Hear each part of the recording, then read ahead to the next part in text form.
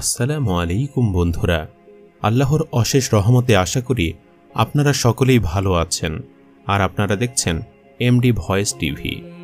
৬০ হিজরিতে ইরাকবাসীদের নিকট সংবাদ পৌঁছল যে ইমাম হোসেন রাদিয়াল্লাহু তাআলা আনহু ইয়াজিদ বিন মুয়াবিয়ার হাতে বায়াত করেননি। তাই তারা তার নিকট চিঠিপত্র পাঠিয়ে জানিয়ে দিল যে ইরাকবাসীরা তার হাতে খেলাফতের বায়াত করতে আগ্রহী। ইয়াজিদকে তারা সমর্থন করে না বলেও সাফ জানিয়ে দিল। তারা আরও বলল যে ইরাকবাসীরা ইয়াজিদের পিতা মুয়াবিয়া রাদিয়াল্লাহু তাআলা আনহুর প্রতিও মোটেও সন্তুষ্ট ছিল না। চিঠির পর চিঠি আসতে লাগল। এভাবে ৫ শতাধিক চিঠি ইমাম হোসেন রাদিয়াল্লাহু তাআলা আনহুর কাছে এসে জমা হল। ফলে প্রকৃত অবস্থা যাচাই করার জন্য ইমাম হোসেন রাদিয়াল্লাহু তাআলা আনহু তার চাচাতো ভাই মুসলিম বিন আকিলকে পাঠালেন। মুসলিম বিন আকিল কুফায় গিয়ে পৌঁছলেন এবং গিয়ে দেখলেন আসলে লোকেরা হোসেন রাদিয়াল্লাহু তাআলা আনহুকে চাচ্ছে। লোকেরা মুসলিম বিন আকিলের হাতেই হুসাইনের পক্ষে বায়াত নেওয়া শুরু করল। হানি বিন উরওয়ার ঘরে বায়াত সম্পন্ন হল। সিরাতে ইয়াজিদের নিকট এই খবর পৌঁছানো মাত্রই তিনি বসরার গভর্নর ওবায়দুল্লাহ বিন জিয়াদকে পরিস্থিতি মোকাবেলা করার জন্য পাঠালেন। ইয়াজিদ ওবায়দুল্লাহ বিন জিয়াদকে আদেশ দিলেন যে তিনি যেন কুফাবাসীকে তার বিরুদ্ধে হুসাইনের সাথে যোগ দিয়ে বিদ্রোহ করতে নিষেধ করেন। সে হুসাইনকে হত্যা করার আদেশ দেননি। ওবায়দুল্লাহ কুফায় গিয়ে পৌঁছলেন। সেখানে তিনি বিষয়টি তদন্ত করতে লাগলেন এবং মানুষকে জিজ্ঞেস করতে শুরু করলেন। পরিশেষে তিনি নিশ্চিত হলেন যে হানি বিন উরওয়ার ঘরে হুসাইনের পক্ষে বায়াত নেওয়া হচ্ছে। অতঃপর মুসলিম বিন আকিল ৪,০০০ সমর্থক নিয়ে অগ্রসর হয়ে দ্বিপ্রহরের সময় ওবায়দুল্লাহ বিন জিয়াদের প্রাসাদ ঘেরাও করলেন। এ সময় ওবায়দুল্লাহ বিন জিয়াদ দাঁড়িয়ে এক ভাষণ দিলেন। তাতে তিনি ইয়াজিদের সেনাবাহিনীর ভয় দেখালেন। তিনি এমন ভীতি প্রদর্শন করলেন যে লোকেরা ইয়াজিদের ধরপাকড় এবং শাস্তির ভয়ে আস্তে আস্তে পলায়ন করতে শুরু করল। যাই হোক, কুফাবাসীদের ৪,০০০ লোক পালাতে পালাতে এক পর্যায়ে মুসলিম বিন আকিলের সাথে মাত্র ৩ জন লোক অবশিষ্ট রইল।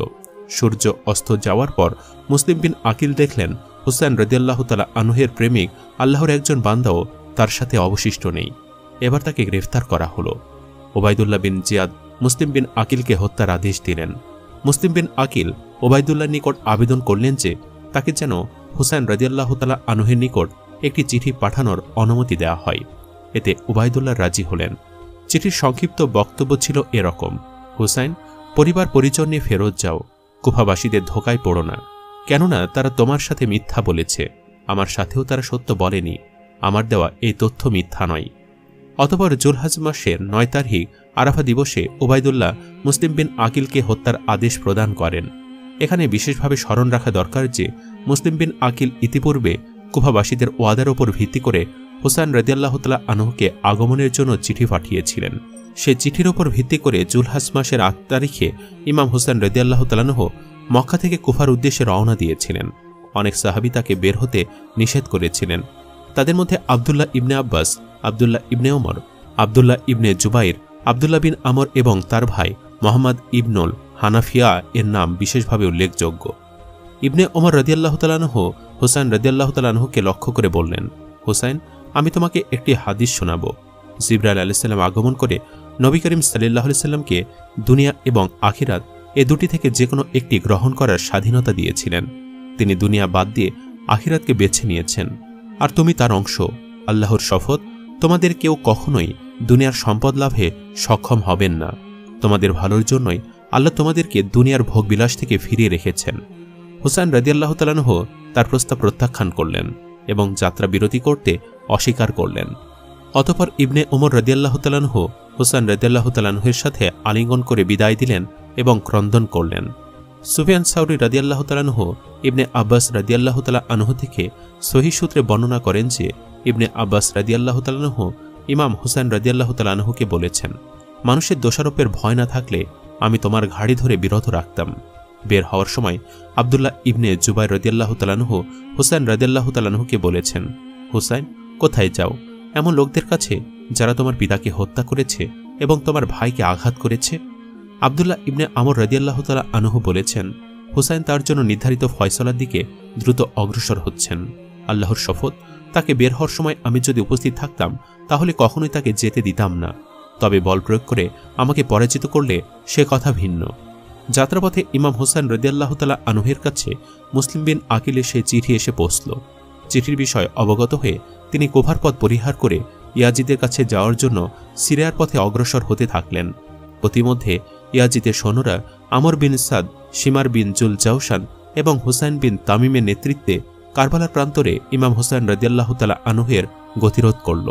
ফলে ইমাম হোসেন রাদিয়াল্লাহু তাআলা আনহু সেখানে অবতরণ করে আল্লাহর দোহাই দিয়ে এবং ইসলামের কথা স্মরণ করিয়ে দিয়ে 3টি প্রস্তাবের যে কোনো একটি প্রস্তাব মেনে নেওয়ার আহ্বান জানালেন। 1. হুসাইন বিন আলী রাদিয়াল্লাহু তাআলা আনহুকে ইয়াজিদের দরবারে যেতে দেওয়া হোক। তিনি সেখানে গিয়ে ইয়াজিদের হাতে বায়াত গ্রহণ করবেন, কেননা তিনি জানতেন যে ইয়াজিদ তাকে হত্যা করতে চান না। 2. অথবা তাকে মদিনায় ফিরে যেতে দেওয়া হোক। 3. অথবা তাকে কোনো ইসলামী অঞ্চলের সীমান্তের দিকে চলে যেতে দেওয়া হোক, সেখানে তিনি মৃত্যু পর্যন্ত বসবাস করবেন এবং রাজ্যের সীমানা পাহারা দেওয়ার কাজে আত্মনিয়োগ করবেন। কিন্তু ইয়াজিদের সৈন্যরা তার কোনো প্রস্তাবই মানতে রাজি হল না। তারা বলল, ওবায়দুল্লাহ বিন জিয়াদ যে ফয়সালা দিবেন আমরা তা ব্যতীত অন্য কোনো প্রস্তাব মানতে রাজি নই। এই কথা শুনে ওবায়দুল্লাহের এক সেনাপতি বললেন, এরা তোমাদের কাছে যে প্রস্তাব পেশ করেছে তা কি তোমরা মানবে না? আল্লাহর কসম, তুর্কি এবং দাইলামের লোকেরাও যদি তোমাদের কাছে এই প্রার্থনাটি করত তাহলে তা ফেরত দেওয়া তোমাদের জন্য বৈধ হতো না। এরপরও তারা ওবায়দুল্লাহের সিদ্ধান্ত বাস্তবায়ন করতেই দৃঢ়তা প্রদর্শন করল।